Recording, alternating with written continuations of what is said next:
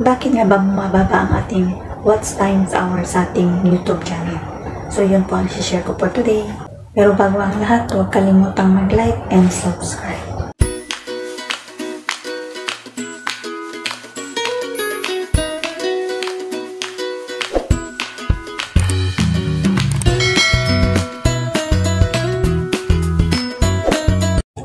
By my own experience, share ko sa inyo kung bakit bumababa ang ating watch time hours sa ating YouTube channel. Ganito kasi yon. Yung 1,000 subscriber ay nakuha ko na sa una kong YouTube account. And then, yung 4,000 watch hours ay nasa 3,900 na yung watch time sa hour ko. That time ay malapit na akong makarating sa palugit na binibigay ni YouTube. So, yung 365 days na dapat matapos natin, makuha natin lahat ng mga requirements na ibinibigay niya sa atin. Before 1 month, nag-notify na si YouTube sa akin na bilisan ko na daw yung pag-upload kasi malapit na yung palugit na ibinigay niya sa akin. So, yung 365 days or 2 years. So, malapit na akong makarating sa 2 years na yan. So, yung ginawa ko naman ay nag-upload naman ako. Pero, hindi naman madaling mag-viral yung mga videos natin kasi hindi naman tayo celebrity or mga sikat na tao na mag-viral agad yung ating mga video. Hinayaan ko na lang siya, and then after 2 weeks na lang matatapos na yung 365 days ko. So nag-upload pa rin ako ng upload pero hindi ko talaga maabot yung 4,000 watch hours. And then dumating na yung time na naabot ko na yung 365 days or 2 years. So, binaliwala ko lang siya hanggang sa matapos na yung palugin na ibinigay ni YouTube sa akin.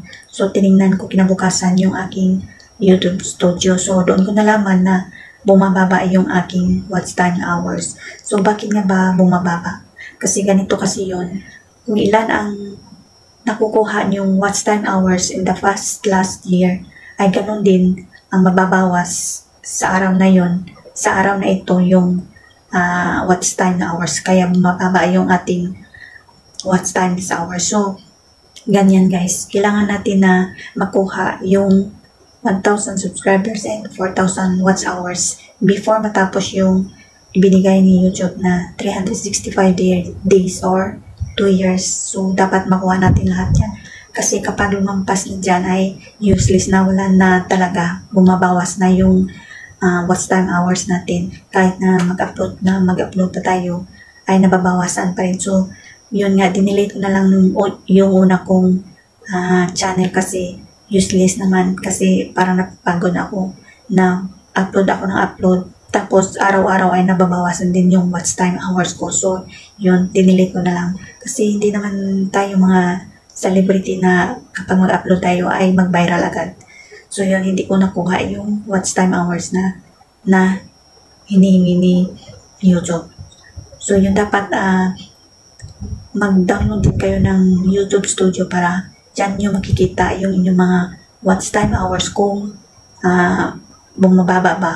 So, yun lang po ang share ko for today. Thank you for watching my YouTube channel. Please don't forget to subscribe. God bless.